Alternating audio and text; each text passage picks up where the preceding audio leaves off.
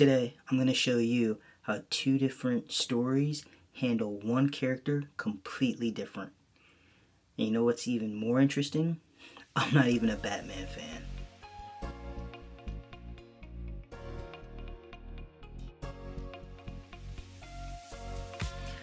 Welcome to Panels in Progress, and today's episode of Panel Deep Dive, I'm going over two books where I use my artist eye to explain what's working from the story perspective, what's working from an art perspective, and why I loved these stories. Today, I've got two books. One is Batman Hush, the other is Batman the Black Mirror. Batman Hush is by Jeff Loeb, Jim Lee, Scott Williams. I've got the trade paperback here. Check that out. The Black Mirror is by Scott Snyder, Jock, and Francesco Francavelli.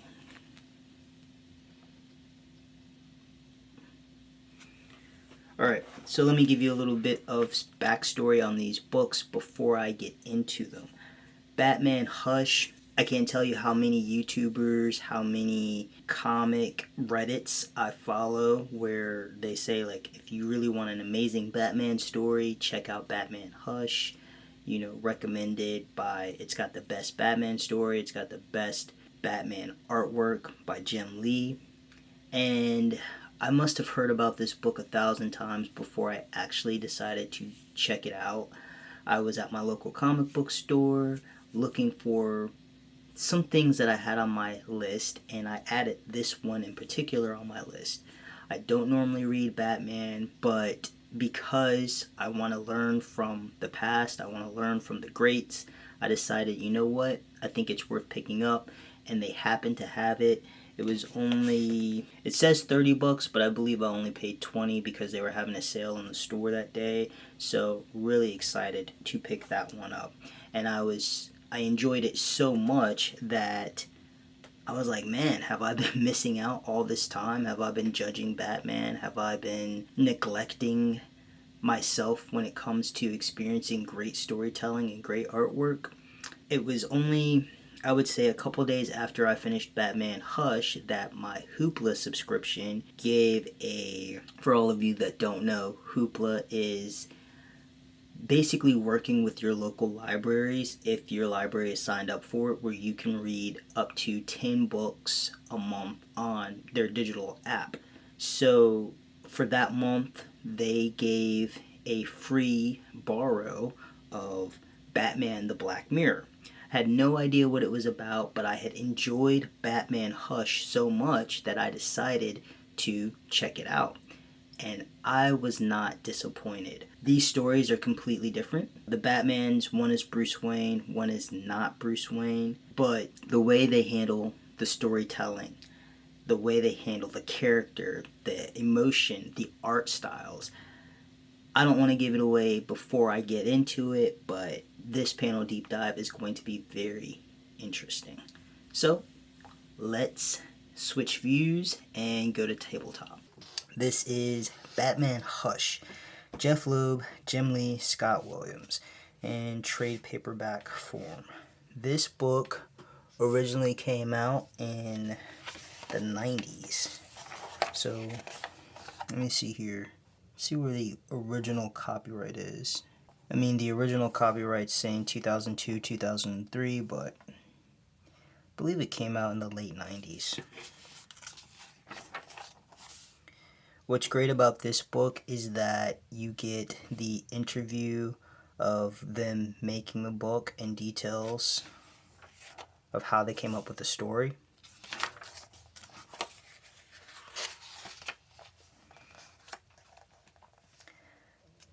Now, I will be honest, aside from the artwork, these first couple pages of it developing the story, it didn't originally get me interested in the story.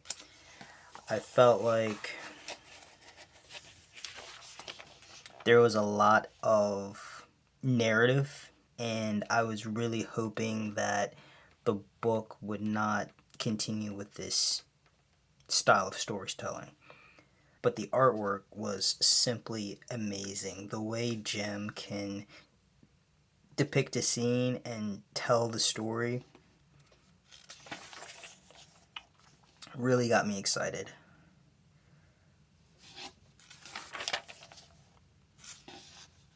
Now, Jim is doing a lot of work. Like, comics back in these days, a lot of work. Like, look at just the detail of this is Batman grabbing this guy. He's infiltrating this area. And just look at the detail of just the groundwork in the shadow. Just that hint. All you see is Batman's hands and those little ears.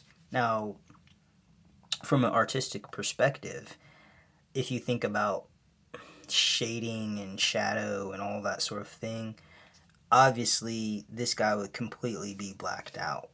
But this is design. This is really good design. Even this, where he is rescuing this boy, how the silhouette is just so clear, and it just goes to show that good silhouette for your character will always help you tell the story. You know exactly who he's looking at by just the cape and that shadow.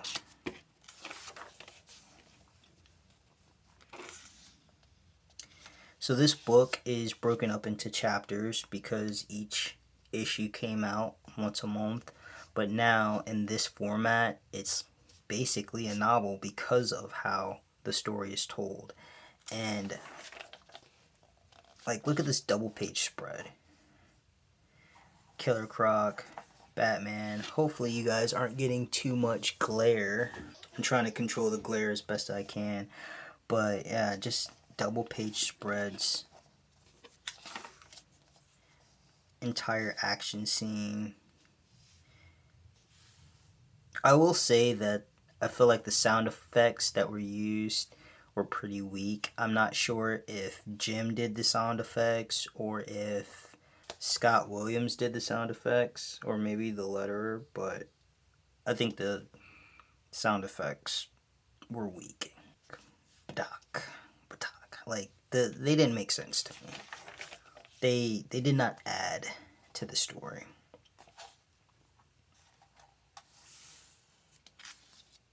Look at the dynamic paneling.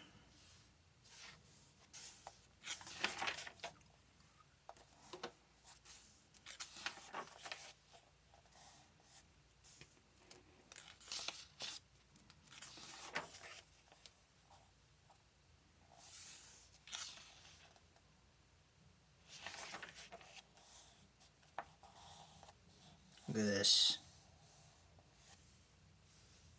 Beautiful.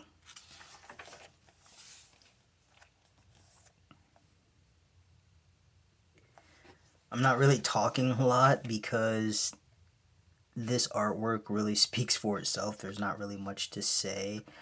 But at this point in the story, I was getting more and more interested in what was being told.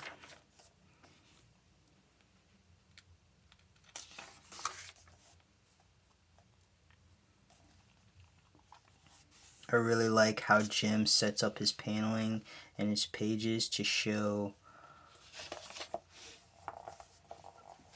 all the action, all the details. So much work. You can tell so much work went into these pages, so much energy. All the hands, the inking, like, amazing stuff.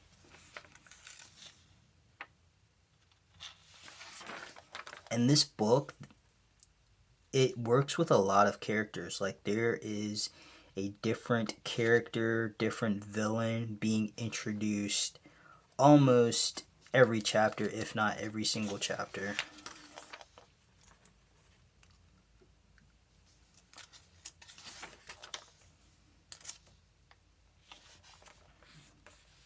And I do like how the main villain is not really introduced at all until nearly the end. They really kept This story, the way it was written, it really kept you guessing on who was the mastermind behind it all. And for the longest time, you thought it was Poison Ivy.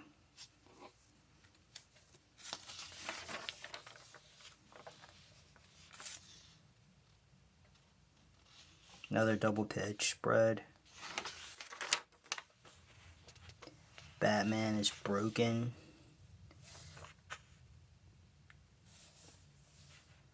I love how he told the story of him trying to use Morse code in order to relay a message to Alfred.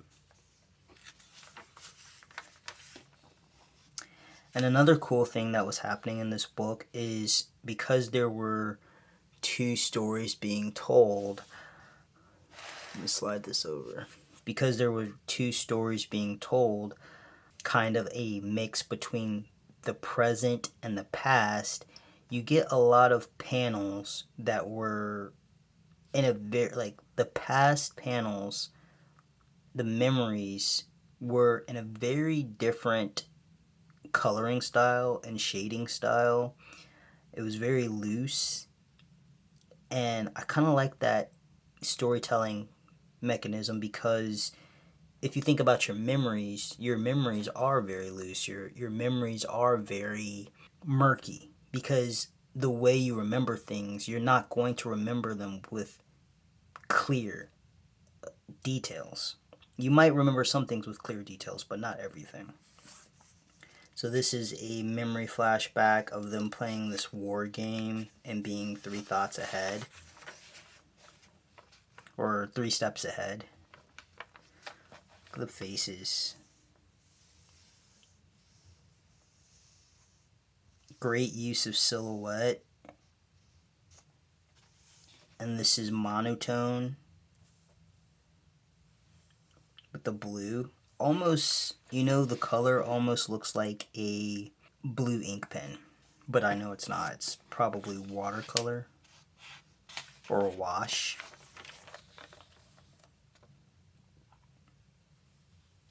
Look at this. Like, these kids are down here playing, and the parents of Bruce, and just the subtlety and the softness of it.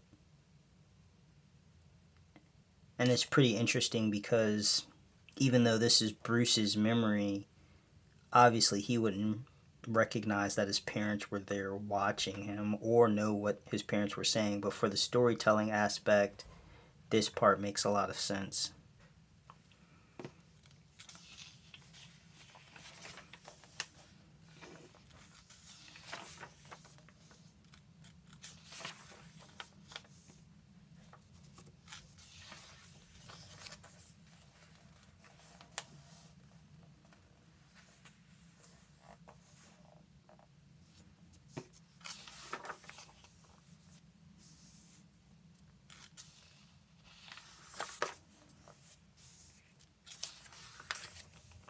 This is another flashback.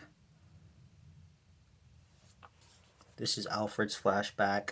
And again, just look at how the shift in tone, the shift in how he uses the color, you can tell that this scene is very somber. But it was beautifully handled.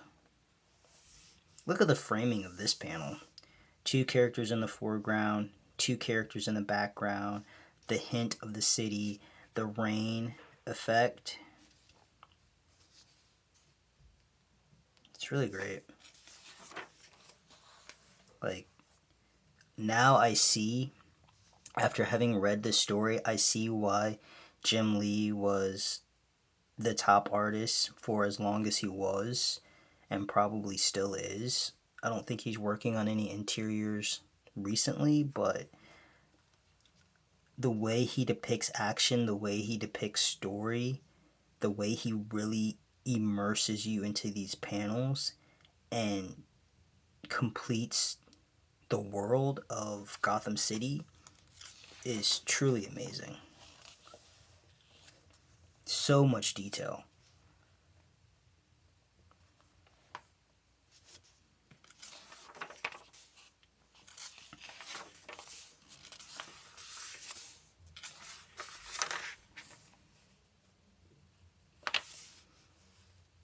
Another cool thing about this book is you get to see all the covers that were out for the book, and they were pretty cool. Like, this is very design heavy because you don't see poison ivy on the page, but you see her vines, and then you know that poison ivy has something to do with Catwoman, and then Batman in the background, and of course the looming. This is the hint of Daily Planet, so this is Metropolis and not Gotham City.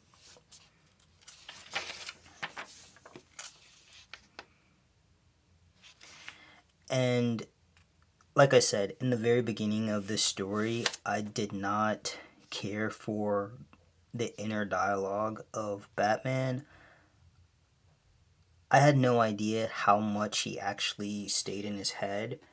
And sometimes I wonder if all the narrative was actually needed to tell the story, because I don't know, I'm going back and forth on it. Like, I can understand why you got so much inner dialogue, but sometimes it was a little bit too much, I think. And that's up to the writer. But the story was well crafted, the story was well handled.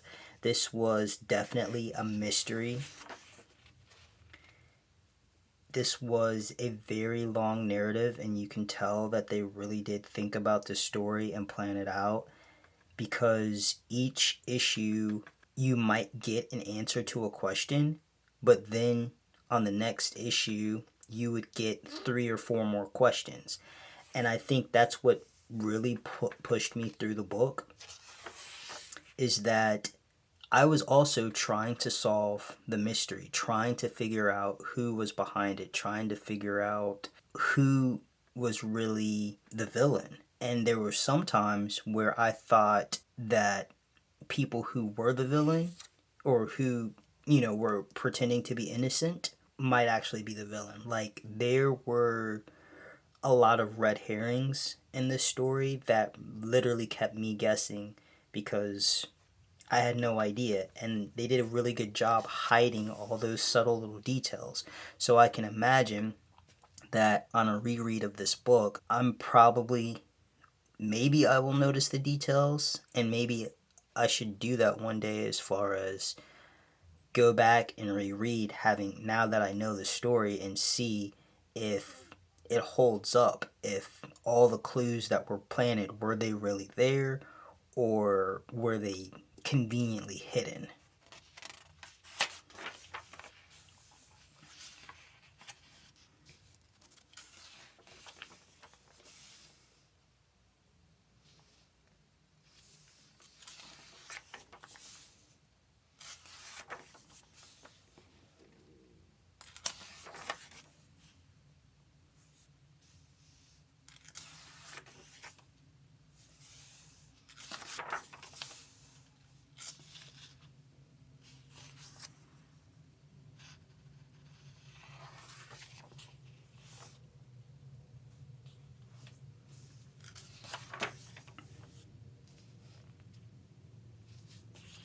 Yeah, I'm not going to go any further into this book. This is a great book. This is a great story. Amazing artwork. There's so many things we can learn from these panels. I definitely want you to check it out. Or if you already have checked it out, tell me in the comment section below. Did you notice all the little clues and hints that Jeff and Jim were leaving in the story to help you figure out who the main villain was? Or did you have no idea? I would be really interested to find that out. So this is Batman the Black Mirror, the trade paperback. I read this one digitally first, and I enjoyed it so much that I immediately knew that I had to buy a copy, because there's so much I can learn from this. And considering that most of the genre that I work in is horror, this book is great for that. I definitely plan on studying this one a lot. So with this book, Scott Snyder, Jock, Francesco Francavelli, or Francesco Francavelli probably. Came out in, I believe it says best book of 2011, but I'm so glad that Hoopla pushed me to read this book, because it was, from start to finish, I could not get enough.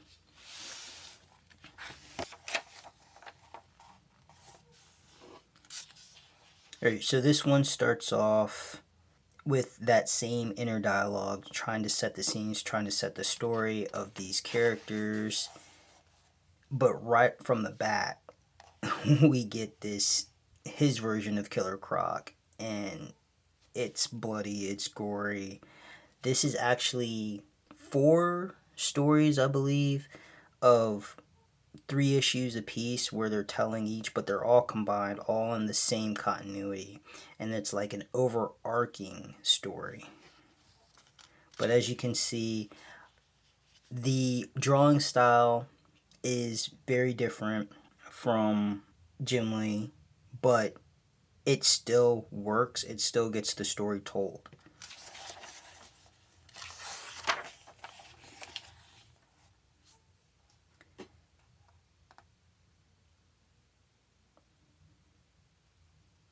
This is Dick Grayson as Batman, because in this continuity, Batman, I forgot exactly where they said he went, but Dick Grayson chose to take up the mantle of Batman to continue on, as Batman worked on Batman Incorporated or something like that. Don't quote me.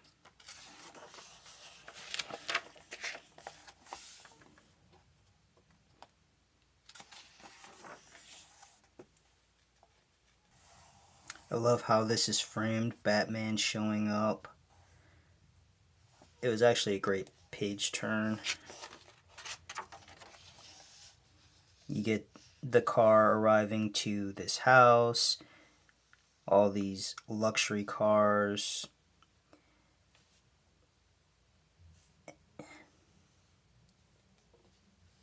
And just,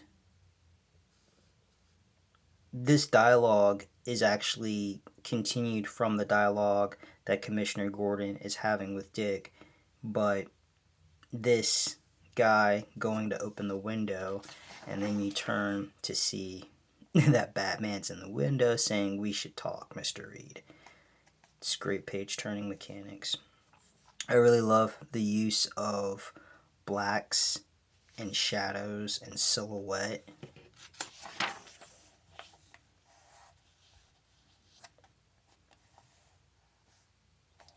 The way he handles action.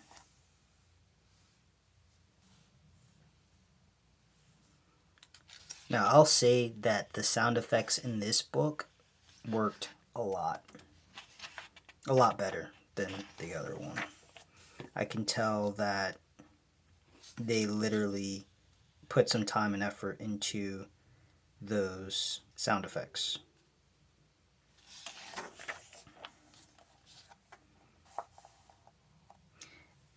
And the way these pages are laid out sometimes is simply amazing. Like, this is a big one panel, and then you've got these little inset panels that work you through the story. Great use of light. Great use of shadow.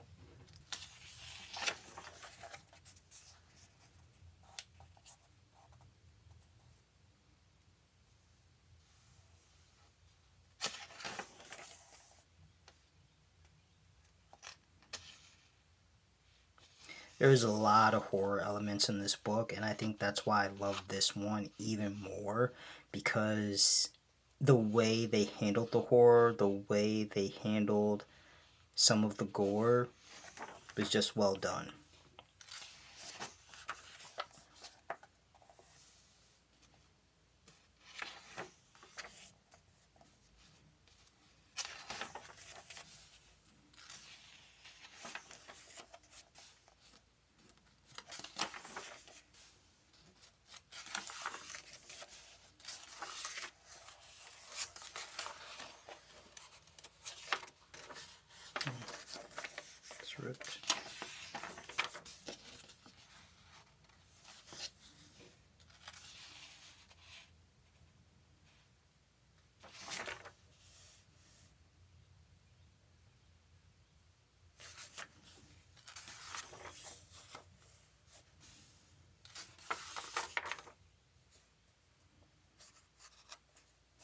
Oh, so let's talk about this scene.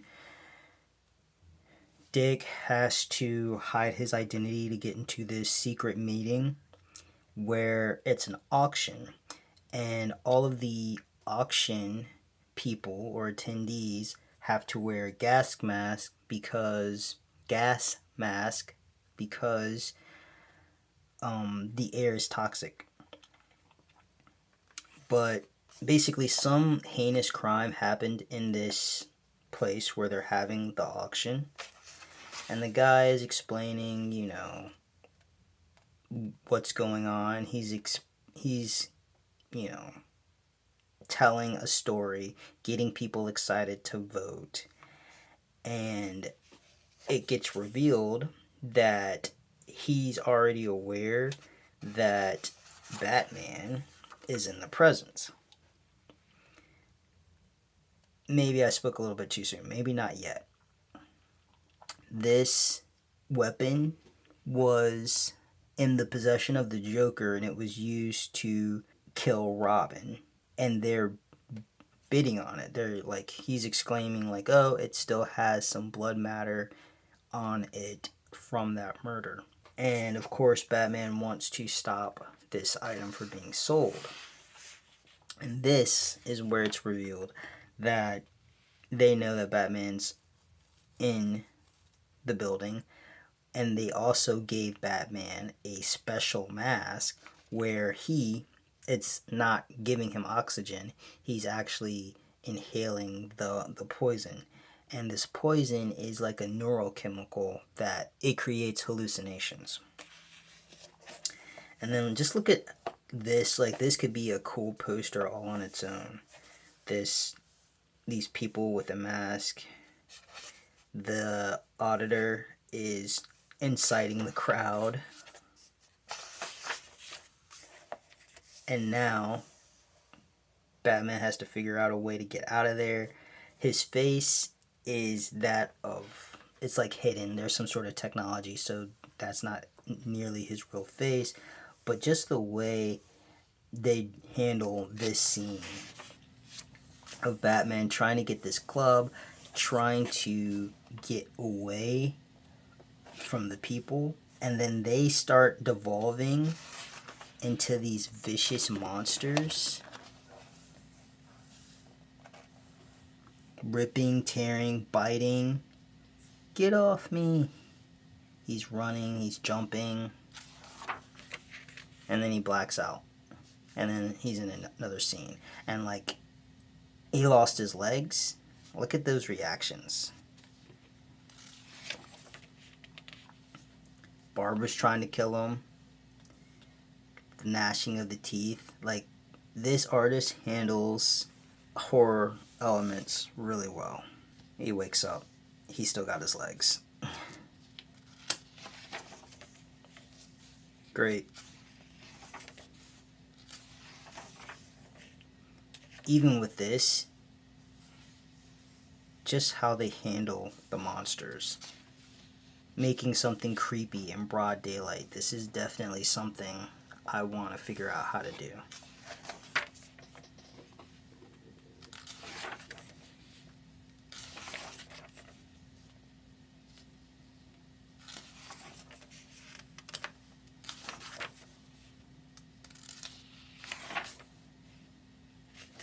So all of these stories kind of interlock, and like this story, what's this one called? It's great. He goes home. Hopefully you guys aren't getting a lot of glare. But yeah, he goes home. I think someone's in the closet. And it's like he's also having flashbacks of something that happened in the past at the same time. And then you turn the page. It's a bird. And look at how he handles, look at how they use color. The blue and the red work really well together. And just little hints of purple. Skeleton cases. This, like, when they introduce Gordon's son. Love this story.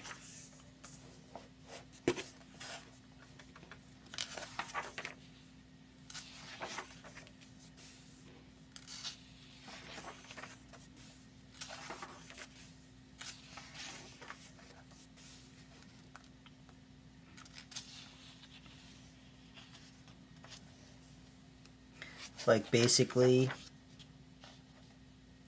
the premise of this story is that his son is not right. And his son is saying, like, oh, I've changed my ways. I'm different now. I'm not the same. But Gordon's not so sure. He's like, he's just trying to prove that everything's okay. And he's like, what's that on your shirt? It's blood, Dad. I killed a waitress while you were talking to Barbara. Her head is stuffed in the toilet of the men's room. Gordon looks at it. It's just ketchup, see? I'm sorry. I was trying to make a joke. I'm not good at humor. That's part of it. I'm sorry. 2 minutes, then I'll go. But Gordon's still not so sure, and I like how they use the color to show the division of Gordon. The red, the purple, like he is really split on listening to his son, wanting to believe him, but also that detective side of him doesn't want to believe him.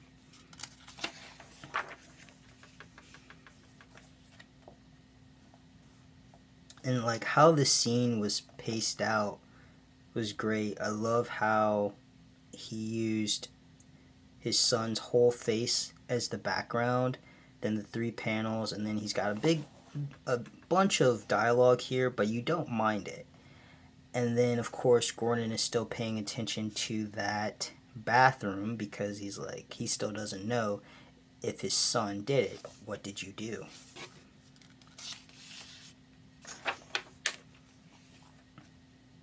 The water trail's getting more and more, and like, this is great. Like, just building the scene out. And of course, Gordon has to check the bathroom because he wants to see, like, did his son do this? And this story, I don't want to give it away because when I was reading it, I was on the fence too, trying to figure out. And I think maybe that's what works about these Batman stories, both Batman books, is that as the mystery comes up, as the problem arises, you too are trying to figure out who did it, what's happening, who's the villain, who's the culprit. You're trying to solve the case just like they are. And I think that's what makes storytelling so fun, is that you're leaving enough clues. Now, when I go back to reread this, I'm going to go back and see, like, did they give me enough clues to figure this out? I don't know.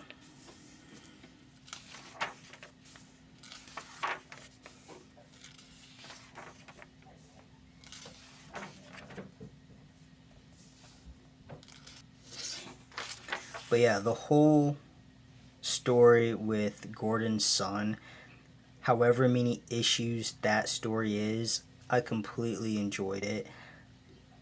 Really had me wondering more and more about this character because things were just weird enough, things were just odd enough where it's like, what is this guy really up to? I got my hand over this panel because I don't know if I can show that on the internet, so I'm just going to cover that up. But I wanted to really show off this panel because I can't tell you how many times I have watched like a Jake Parker video and he would point out how amazing this panel was, that this is something that only comics can do. You can't do this in a movie, you can't do this in a animation, like only comics could be this creative. And this is one big panel, and he has chosen to frame the movement of Spider-Man through the panel. So now I know the answer to this because no one seemed to know like who created this, or at least from my knowledge no one knew, but now we know that it's in Batman the Black Mirror. So amazing artwork. Really love just how much shadow he uses. How many storytelling elements were used in framing these shots.